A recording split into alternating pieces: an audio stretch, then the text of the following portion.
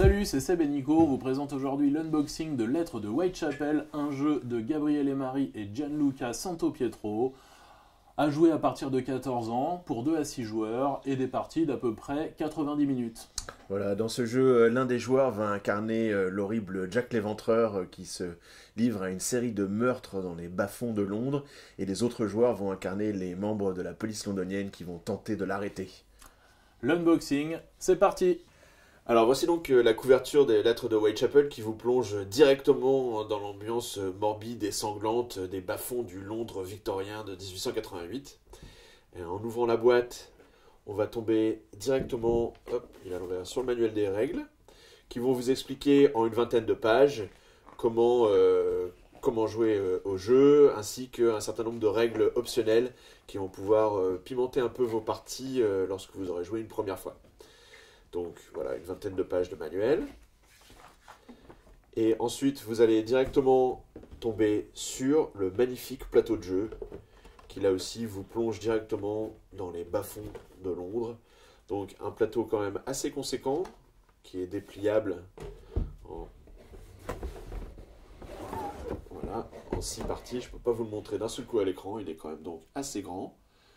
Et ça va vous permettre de suivre à la fois les déplacements secrets de Jack, mais aussi les déplacements des policiers qui tentent de le coincer et de déterminer où il se trouve dans la ville. Le plateau.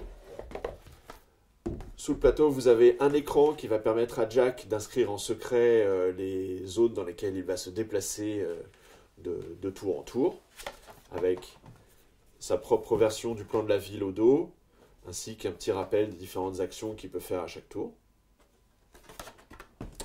Vous avez ensuite des fiches un peu récapitulatives, des fiches de référence qui vont servir aux policiers pour se souvenir de ce qu'ils peuvent faire pendant leur tour. Une série de médaillons qui vont permettre de déterminer aléatoirement qui sera l'inspecteur en chef pour telle ou telle nuit du jeu, car le jeu est divisé en un certain nombre de nuits. Vous avez aussi les terribles lettres de Jack qui vont servir dans une des règles optionnelles. Et vous avez pas mal de pions et de jetons. Vous avez ces jetons transparents qui vont vous permettre de fouiller certaines zones et, si vous avez de la chance, d'arrêter Jack lui-même. Vous avez une série de pions qui permettent de faire un placement, une programmation cachée. En fait, certains vont avoir un petit repère de couleur d'un côté et noir de l'autre ou blanc de l'autre. Donc vous allez pouvoir cacher les positions avant de pouvoir les révéler en les remplaçant par les véritables pions qui montrent à la fois les victimes en blanc. Les pions noirs servent à déterminer où en est Jack dans sa tentative d'évasion, et les autres pions de couleur sont les policiers qui vont tenter de le coincer. Avec, pour finir, quelques pions qui vont servir aux déplacements spéciaux de Jack.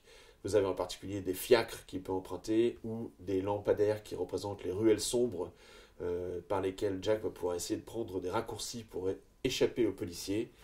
Et enfin, vous avez un petit bloc-notes qui va permettre donc à Jack, derrière son écran, de noter secrètement sa position de tour en tour et de nuit en nuit. Les policiers vont-ils réussir à attraper Jack? On va vous expliquer les règles dans une prochaine vidéo. Voilà ce qui vous attend dans le Londres de Lettres de Whitechapel. Je rappelle que c'est un jeu à partir de 14 ans pour 2 à 6 joueurs et des parties d'à peu près 90 minutes. N'hésitez pas à nous rejoindre sur les réseaux sociaux. Si vous voulez plus d'informations, venez nous rendre visite sur le site à wiwiwi.don'tpanicgames.com. Salut, à bientôt! À bientôt!